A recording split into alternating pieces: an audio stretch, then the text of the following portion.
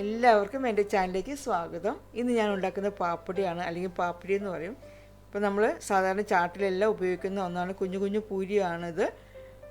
നല്ല ക്രിസ്പി ആയിട്ടുള്ള പാപ്പടി എങ്ങനെയാണ് ഉണ്ടാക്കുന്നത് നോക്കാം. ഞാൻ ഇപ്പോൾ ഇതിനു മുമ്പ് അപ്ലോഡ് ചെയ്ത പാപ്പടി ചാട്ടിൽ ഇത് ഉണ്ടാക്കുന്ന കാണിച്ചിട്ടുണ്ട്. അപ്പോൾ അതിൻ്റെ തന്നെ ഇത് പാപ്പടിയായിട്ട് മാത്രമായിട്ടാണ് ഞാനിന്ന് കാണിക്കുന്നത്. ഇപ്പോൾ ബേൽപൂരിയുടെ വീഡിയോ ഞാൻ അപ്ലോഡ് ചെയ്യുന്നുണ്ട്. അപ്പോൾ അതിന് വേണ്ടിയിട്ട് ഒരു ബൗളിലേക്ക് മൈദ, 1 കപ്പ് മൈദ, അരിച്ചെടുത്ത മൈദ എടുത്തിട്ടുണ്ട്. 1/4 കപ്പ് റവ എടുത്തിട്ടുണ്ട്. പിന്നീട് അതിലേക്ക് 2 നുള്ളു അയമോദകം ചേർത്തു. കുറച്ച് ഉപ്പ്, ആവശ്യത്തിനുള്ള ഉപ്പ്, 1 ടേബിൾ സ്പൂൺ ഓയിൽ. ഇതെല്ലാം കൂടെ നല്ലതുപോലെ മിക്സ് ചെയ്യണം. പിന്നെ കുറച്ച് വീതം വെള്ളം ഒഴിച്ചിട്ട് കുഴച്ചെടുക്കുക. ഒത്തിരി സോഫ്റ്റാക്കി കുഴയ്ക്കേണ്ട ആവശ്യമില്ല. കുഴച്ച് വെച്ചിട്ട് ഒരു അരമണിക്കൂർ മാറ്റി വയ്ക്കണം. അപ്പോൾ അരമണിക്കൂർ കഴിഞ്ഞപ്പോൾ എടുത്തിട്ട് ഒന്നും കൂടെ നല്ലതുപോലെ കുഴയ്ക്കുക. പിന്നെ അതിൽ നിന്ന് പകുതി മാവ് എടുത്തിട്ട് നമുക്ക് നല്ലതുപോലെ ഒന്ന് പരത്തിയെടുക്കണം. ഒത്തിരി തിന്നാവാനും പാടില്ല, ഒത്തിരി തിക്കാവാനും പാടില്ല.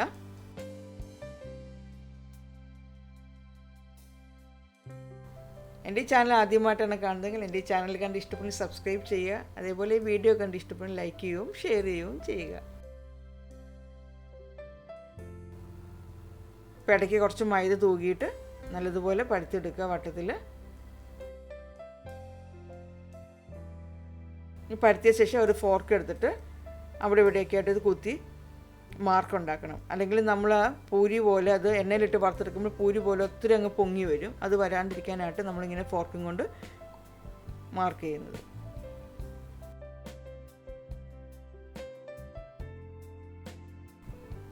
ഇനി ഇതേപോലത്തെ കുക്കി കട്ടറോ അല്ലെങ്കിൽ ബോട്ടിലിൻ്റെ അടപ്പ് വെച്ചിട്ട് റൗണ്ട് ഷേപ്പിൽ കട്ട് ചെയ്തെടുക്കണം.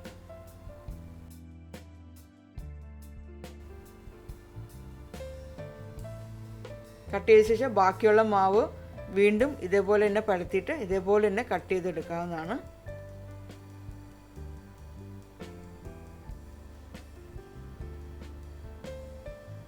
ബാക്കിയുള്ളത് നോക്കിയിട്ട് ഇങ്ങനെ പരത്തി വട്ടത്തിൽ കട്ട് ചെയ്തെടുക്കണം. ഇനി നമുക്ക് ഓയിൽ ചൂടാക്കിയിട്ടുണ്ട്. വെളിച്ചെണ്ണയല്ല, ഓയിലാണ്.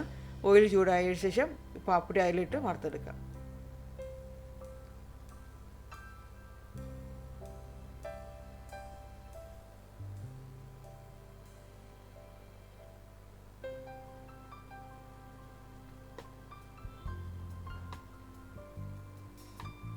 ഒത്തിരി ഓയിൽ ഒത്തിരി നിറച്ചിടരുത്.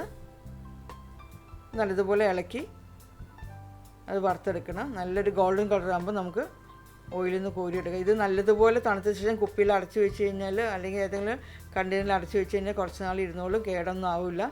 നല്ല വെറുതെ കഴിക്കാനും നല്ല ടേസ്റ്റാണ്. അത് അയമോദകമൊക്കെ ഉള്ളതുകൊണ്ട് നമുക്കത് വെറുതെ കഴിക്കാനും നല്ല ടേസ്റ്റാണ്. ബാക്കിയുള്ള പാപ്പടി ഇതേപോലെ തന്നെ എണ്ണയിലിട്ട് വറുത്തെടുക്കാം. നല്ല ക്രിസ്പി ആയിട്ടുള്ള പാപ്പടി അങ്ങനെ റെഡി ആയിട്ടുണ്ട്. നമ്മളിതിപ്പോൾ ഇങ്ങനെ പാപ്പടിയൊക്കെ ഉണ്ടാക്കി വയ്ക്കുകയാണെങ്കിൽ നമുക്ക് ചാട്ടൊക്കെ ഉണ്ടാക്കുമ്പോൾ അതിലേക്ക് അതിങ്ങനെ ചേർത്ത് കഴിഞ്ഞാൽ നല്ല ടേസ്റ്റാണ് കഴിക്കാനായിട്ട്. അപ്പോൾ എല്ലാവരും ഉണ്ടാക്കി നോക്കുക. ബേൽപൂരിയുടെ വീഡിയോ ഞാൻ ഇന്ന് തന്നെ അപ്ലോഡ് ചെയ്യുന്നുണ്ട്.